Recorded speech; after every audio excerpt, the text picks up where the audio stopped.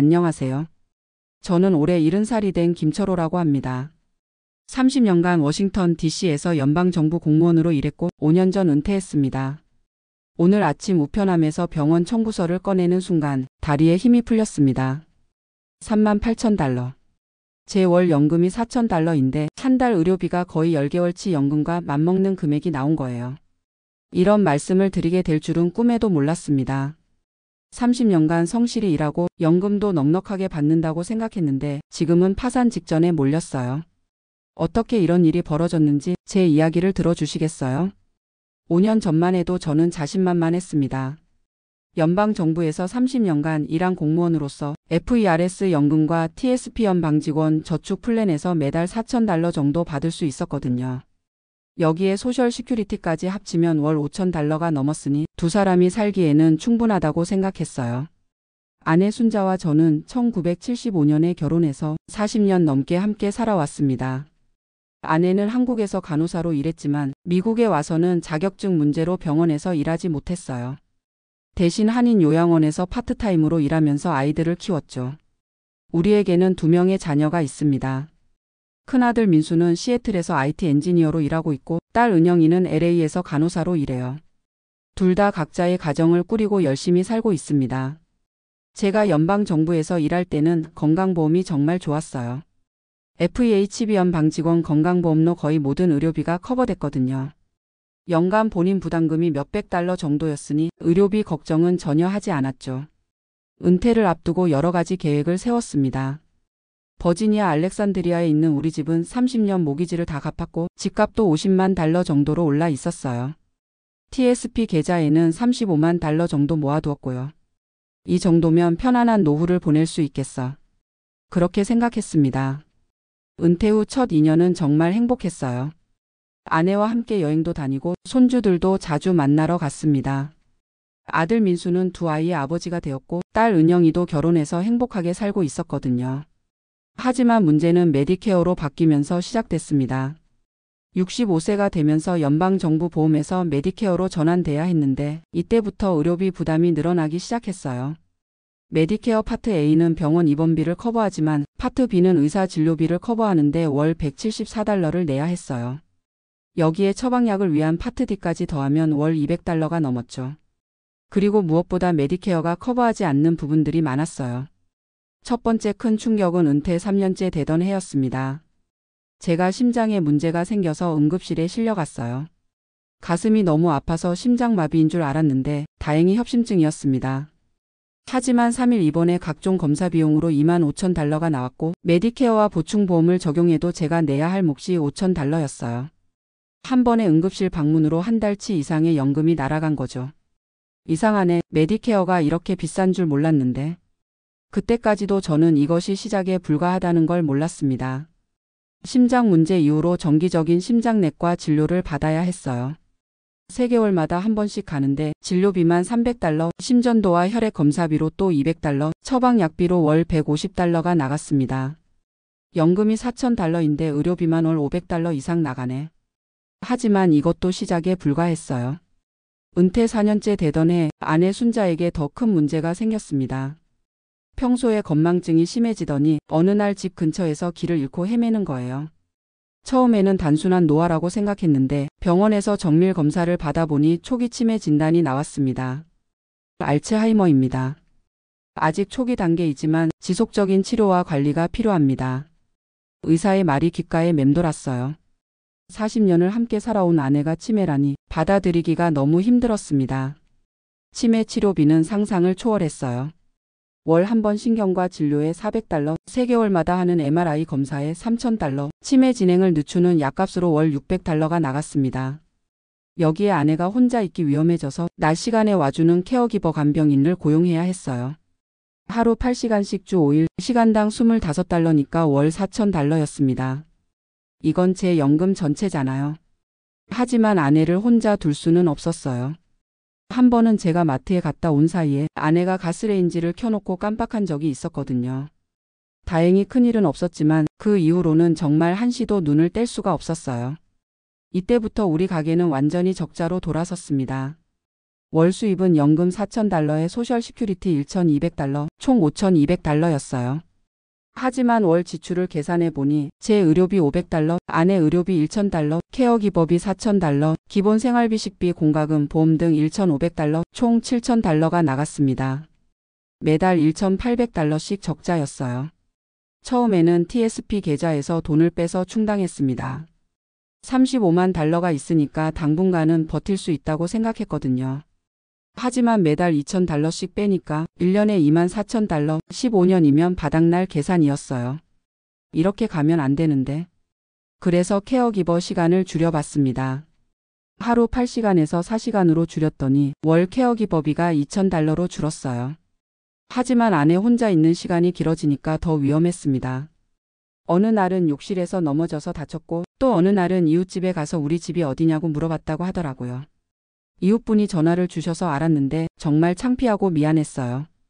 그러던 중 더 큰 문제가 터졌습니다. 아내가 갑자기 쓰러져서 응급실에 실려간 거예요. CT 촬영 결과 뇌출혈이 발견됐고 즉시 수술을 받아야 했습니다. 수술비와 중환자실 비용 그리고 재활치료까지 포함하면 최소 10만 달러는 들 것 같습니다. 의사의 말을 듣는 순간 눈앞이 캄캄해졌어요. 10만 달러면 제 TSP 계좌 돈의 3분의 1이잖아요. 하지만 선택의 여지가 없었습니다. 아내의 생명이 걸린 문제니까요. 수술은 성공적이었지만 그 이유가 더 큰 문제였어요. 아내는 뇌출혈 후유증으로 거동이 불편해졌고 24시간 간병이 필요한 상태가 됐습니다. 집에서 24시간 케어기버를 고용하려면 월 12,000달러, 전문 요양원에 입원시키려면 월 8,000달러였어요. 어느 쪽을 선택해도 제 연금으로는 감당할 수 없는 금액이었습니다. 그때 딸 은영이가 제안했어요. 아버지, 엄마를 제가 사는 LA로 모셔오시면 어떨까요? 제가 간호사니까 어느 정도는 돌볼 수 있을 것 같아요. 하지만 LA의 요양원 비용도 만만치 않았어요. 좋은 곳은 월 1만 달러가 넘었고 저렴한 곳도 6,000달러는 했습니다. 결국 우리는 메디케이드 자격을 신청하기로 했어요. 메디케이드는 저소득층을 위한 의료보험인데 자산이 일정 수준 이하여야 자격을 받을 수 있거든요. 메디케이드 자격을 받으려면 자산을 거의 다 처분해야 했어요. 집을 팔고 TSP 계좌의 대부분을 써야 했습니다. 평생 모은 재산을 다 날려야 하는 건가요? 사회복지사에게 물어봤더니 어쩔 수 없습니다. 메디케이드는 정말 가진 게 없는 사람들을 위한 거예요. 라고 하더라고요. 그렇게 우리는 40년간 살던 집을 팔기로 결정했습니다. 집값이 50만 달러 정도였는데 모기지는 다 갚았으니까 순수익이 45만 달러 정도 나올 것 같았어요. 하지만 집을 팔기 전에 또 다른 충격이 기다리고 있었습니다. 집 매매 과정에서 인스펙션을 받았는데 30년 된 집이다 보니까 여러 가지 문제가 발견된 거예요. 지붕 교체에 2만 달러, 전기시설 교체에 1만 5천 달러, 배관 수리에 8천 달러가 필요하다고 했어요. 이 상태로는 집을 팔기 어렵습니다. 수리를 하시거나 가격을 많이 내려야 할 것 같아요. 부동산 에이전트의 말에 머리가 어찔어찔했어요. 수리비로 4만 3천 달러를 쓰자니 돈이 없고 가격을 내리자니 아까웠죠. 결국 수리는 최소한만 하고 가격을 내렸습니다.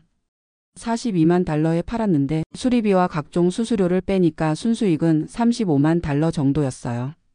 이 돈으로 아내의 요양원비를 내려고 했는데 월 6,000달러씩 내면 5년도 못 버틸 돈이었어요. 그 무렵 제 건강도 나빠지기 시작했습니다. 아내 간병과 경제적 스트레스 때문인지 당뇨병과 고혈압이 생겼어요. 당뇨약과 혈압약, 인슐린까지 제 약값만 월 400달러가 나갔습니다. 여기에 3개월마다 하는 정기검진비까지 더하면 제 의료비도 월 700달러는 좋게 들었어요. 이제 우리 부부 의료비만 월 7,000달러가 넘는구나. 계산해 보니까 정말 절망적이었어요. 연금 5,200달러로는 의료비도 감당할 수 없는 상황이었거든요. 그러던 어느 날 아내가 입원한 요양원에서 전화가 왔어요. 미안하지만 3개월치 요양원비가 밀렸습니다. 빨리 정산해 주시지 않으면 퇴원시켜야 할 것 같아요. 그때 밀린 요양원비가 1만 8천 달러였어요. TSP 계좌에서 빼려고 했는데 이미 15만 달러밖에 남지 않았더라고요. 이 속도로 가면 1년 안에 바닥나겠구나. 그때 정말 절망했습니다. 평생 성실히 일하고 연금도 넉넉히 준비했다고 생각했는데 의료비 때문에 파산 직전까지 몰린 거예요. 아들 민수와 딸 은영이에게 도움을 요청하기도 했어요. 하지만 아이들도 각자 가정이 있고 모기지와 자녀 교육비로 여유가 없다고 하더라고요. 아버지 죄송해요. 저희도 도와드리고 싶은데 지금 상황으로는 아이들을 원망할 수도 없었어요. 시애틀과 LA 집값이 워낙 비싸서 아이들도 빠듯하게 살고 있다는 걸 알고 있었거든요. 그래서 마지막 방법을 택하기로 했습니다. 개인 파산 신청이었어요. 파산 변호사를 만났는데 연금은 보호되니까 파산 신청을 하셔도 월 $5,200는 계속 받을 수 있어요. 대신 남은 자산은 모두 처분해야 하고 신용 등급은 7년간 나빠집니다. 라고 설명해 주더라고요. 개인 파산. 평생 성실하게 살아온 제가 파산이라니 받아들이기가 너무 힘들었어요. 하지만 달리 방법이 없었습니다. TSP 계좌에 $150,000마저 바닥나면 아내 요양원비를 낼 수 없으니까요. 파산 신청을 하고 나서 메디케이드 자격도 받을 수 있었어요. 그러니까 아내 요양원비는 메디케이드에서 지원받고 제 의료비도 상당 부분 지원받을 수 있게 됐습니다. 하지만 마음은 편하지 않았어요. 평생 남에게 도움받지 않고 살아왔는데 이제는 정부 지원을 받아야 하는 처지가 된 거잖아요. 현재 저는 버지니아 알렉산드리아의 시니어 아파트에서 혼자 살고 있어요. 월 렌트가 $800인데 연금에서 내고 나면 $4,400가 남습니다. 여기서 제 생활비와 의료비를 빼면 한 달에 $2,000 정도로 살아야 해요. 예전에 비하면 많이 줄어든 생활이지만 그래도 버틸만 합니다. 아내는 LA에 있는 메디케이드 지원 요양원에서 지내고 있어요. 딸 은영이가 주말마다 면회를 가서 돌봐주고 있습니다. 저도 2개월에 한 번씩은 비행기 타고 가서 만나고 있어요. 요양원에서 지내는 아내를 볼 때마다 가슴이 아파요. 예전에는 활발하고 밝았던 분인데 지금은 저를 알아보지도 못할 때가 많거든요. 당신 누구세요?